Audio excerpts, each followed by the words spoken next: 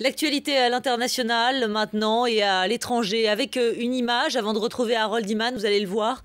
C'est bonsoir Harold. C'est Bachar al-Assad dans les rues aujourd'hui de Homs. Vous savez, cette ville bombardée depuis des jours maintenant, ravagée même, longtemps épicentre de la révolte. Tout un symbole pour le président syrien qui dit sa victoire sur les rebelles, les terroristes même, pour reprendre le mot du régime.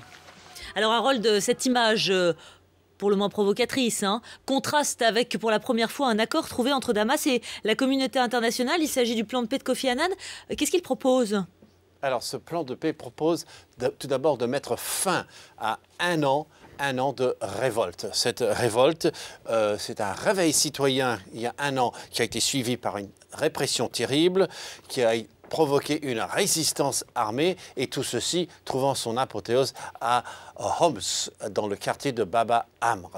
Donc maintenant, nous allons voir le plan que Kofi Annan a concocté avec grand mal pour pouvoir enfin trouver une issue diplomatique. Et évidemment, on est très loin du scénario de la Libye où l'OTAN débarquait avec les bombes. Bon, bombardait plutôt. Donc ici, vous avez notre ami Kofi Annan, ancien secrétaire général de l'ONU, qui est mandaté par l'ONU et par la Ligue arabe pour faire le tour du monde. Là, il parle à Pékin, à Wen Jiabao. Il est allé à Moscou pour parler au gouvernant russe.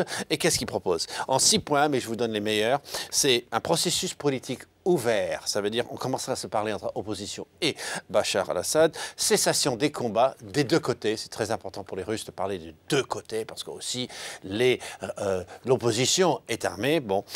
Et également, on aurait dans ce plan